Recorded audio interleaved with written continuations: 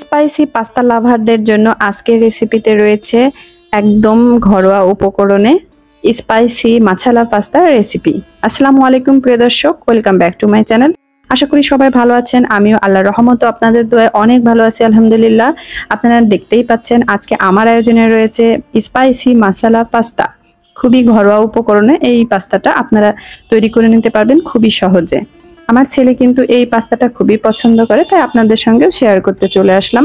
আমি প্রথমে চুলায় একটি পাত্রে পানি বসিয়ে দিয়েছি, পানিটা গরম হচ্ছে, আর সেই ফাঁকে আমি দিয়ে দিলাম 1 চা চামচ পরিমাণ তেল, 1 চা চামচ পরিমাণ লবণ দিয়ে আমি পানিটার মধ্যে সবকিছু মিশিয়ে দিচ্ছি।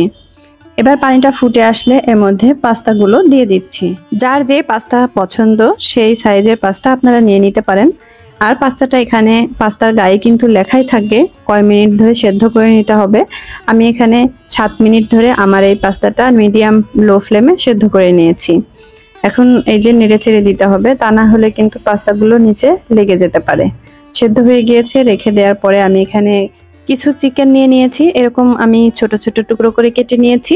এখন এই চিকেনগুলোর মধ্যে আমি দিয়ে দিচ্ছি 1 চা চামচ পরিমাণ চালের গুঁড়া, আর দিয়ে দিচ্ছি 1 চা চামচ পরিমাণ সয়া সস, 1 চা চামচ পরিমাণ ওয়েস্টার সস। এখানে আমি লবণ ইউজ করছি না, কারণ আমি যখন পাস্তা রান্না করব অসংখ্য লবণ এর মধ্যে যাবে, এবং এই সয়া সস এবং ওয়েস্টার সসের মধ্যেও লবণ দেওয়া থাকে, এই জন্য আর লবণ দিচ্ছি না। আর দিয়ে দিচ্ছি সামান্য মরিচের গুঁড়া দিয়ে এই উপকরণটাকে আমি একটু মেখে নিয়ে এক সাইডে রেখে দিচ্ছি। এখন চুলায় দিয়ে দিলাম সামান্য তেল। প্যানে তেল গরম হলে এখন আমি যেই মুরগির মাংসটা মেখে রেখেছিলাম ওটা ভেজে নিচ্ছি। এখানে আপনারা মাছও দিতে পারেন, আপনাদের পছন্দ অনুযায়ী সবজিও দিতে পারবেন। আমি আজকে সবজি ছাড়াই রান্না করব, কারণ আমার ছেলে সবজি পছন্দ করে না এই পাস্তাতে। আমি শুধু মুরগির মাংসটা একটু নরম করে ভেজে নিলাম। এখন ওই তেলের মধ্যেই আমি দিয়ে দিচ্ছি 2টা ডিম। ডিম দুটোকে আমি এখন স্ক্র্যাম্বল করে নেব। উপরে সামান্য লবণ ছিটিয়ে দিলাম, আর দিয়ে দিচ্ছি 1 চিমটি কালো গোলমরিচের গুঁড়া। এখন আমি ডিমটাকে লো ফ্লেমে রেখে স্ক্র্যাম্বল করে নেব, মানে ডিমের ঝুরি করে নেব। ডিমটা জাস্ট আস্তে নেড়ে এই যে ঝুরি করে আমি এখন একটা পাত্রে উঠিয়ে নিচ্ছি। ওই একই প্যানের মধ্যে আমি আরেকটু তেল দিয়ে এর মধ্যে দিয়ে দিচ্ছি কিছুটা রসুন কুচি।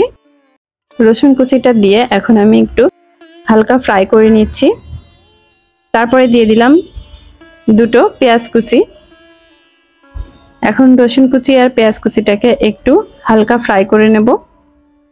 বেশি কিন্তু এখানে ফ্রাই করব না, হালকা একটা ফ্লেভার বের হলেই এর মধ্যে আমি অ্যাড করে দিচ্ছি সামান্য মরিচের গুঁড়া।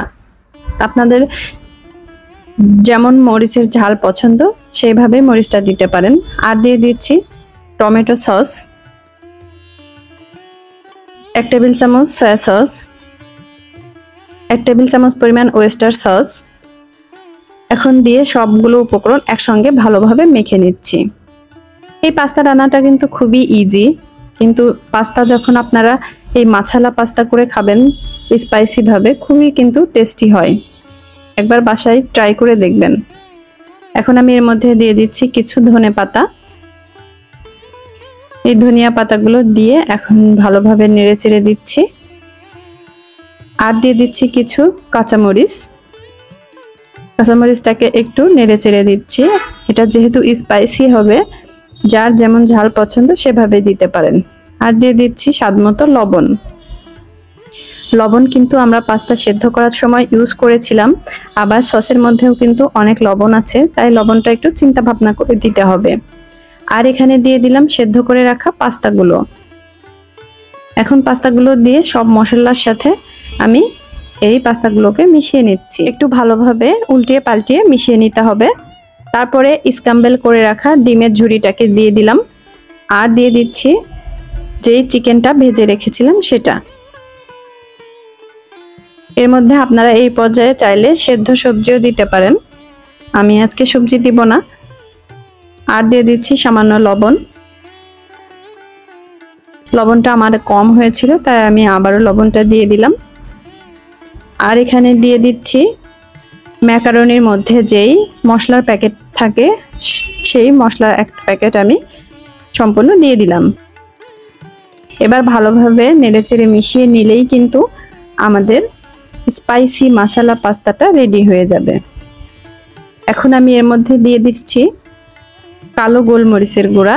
এই কালো গোলমরিচের গুঁড়াটা কিন্তু সুন্দর একটা ফ্লেভার নিয়ে আসে এবং টেস্টটাও অনেকটা বৃদ্ধি করে। এখন নেড়েচেড়ে ভালোভাবে একটু ফ্রাই করে নিতে হবে। দেখুন কতটা লোভনীয় হয়েছে। পাস্তাটা কিন্তু রেডি হয়ে গিয়েছে। আপনারাও এভাবে চাইলেই যখন তখন বাসায় ঘরোয়া পদ্ধতিতে এরকম লোভনীয় পাস্তা তৈরি করে নিতে পারবেন। আমার রেসিপিটা যদি ভালো লেগে থাকে প্লিজ লাইক শেয়ার কমেন্ট করতে ভুলবেন না এবং আমার চ্যানেলটিকে সাবস্ক্রাইব করে রাখবেন এরকম সুন্দর সুন্দর ভিডিও দেখার জন্য। আমার জন্য দোয়া করবেন এবং আমার চ্যানেলটাকে সাবস্ক্রাইব করে বন্ধু হয়ে পাশে থাকবেন প্লিজ। আবার দেখা হবে নেক্সট কোনো রেসিপি নিয়ে। ততদিনে আপনারা ভালো থাকবেন এবং প্লিজ ভিডিওটাকে বেশি বেশি শেয়ার করবেন। আল্লাহ হাফেজ।